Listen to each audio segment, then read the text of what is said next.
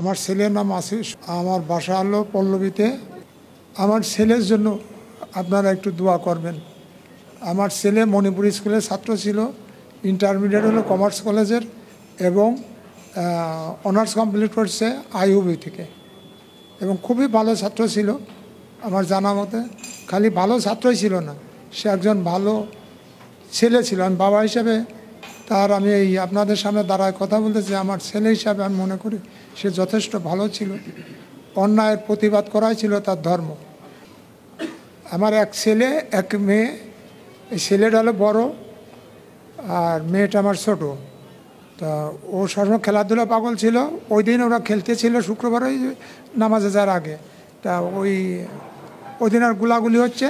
তা ওই খেলা বাদ দিয়ে রেখে সে বলতেছে, এই তোরা খেলাধুলা, ছেলেবেলে বলতেছে আপনারা খেলাধুলো করেন, আমি খেলাধুলো করতেছি না।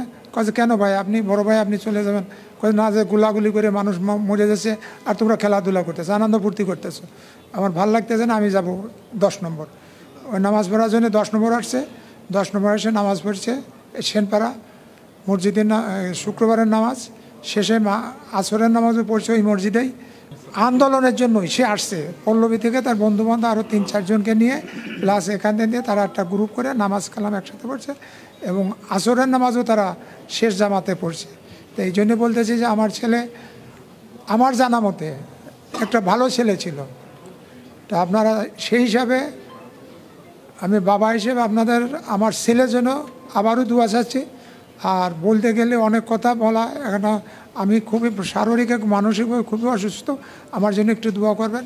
আর আমার ওয়াইফকেও নিয়ে আসছে, সে সাধারণত বাইরে কোথাও যায় না, সেও কিন্তু এই ছেলে হারানোর পর খুবই অসুস্থ হয়ে যাচ্ছে দিন দিন, এবং তাকে আমি মানে প্রপার ট্রিটমেন্ট আমি তাকে করতে পারতে, কেন তার মায়ের সাথে এবং আমার ছেলের সাথে তাদের যে কী সম্পর্ক ছিল, যেটা আমি হয়তো গল্প করলে বা বললে অনেকেই মনে করতেন যে হয়তো একটু বাড়াই বলছি। না, আল্লাহ পাকের ইচ্ছাই এতই। এবং তার মা এখনও বললাম না যে ওই খাইতে বসলেও ওই ছেলের চিন্তায় খাইতে পারে না, ওই ভাতে খাইছে কয়টা খেয়েই তাড়াতাড়ি উঠে পড়ে এইভাবে। তাই আমি শারীরিক মানসিকভাবে খুবই খারাপ অবস্থায় আছি।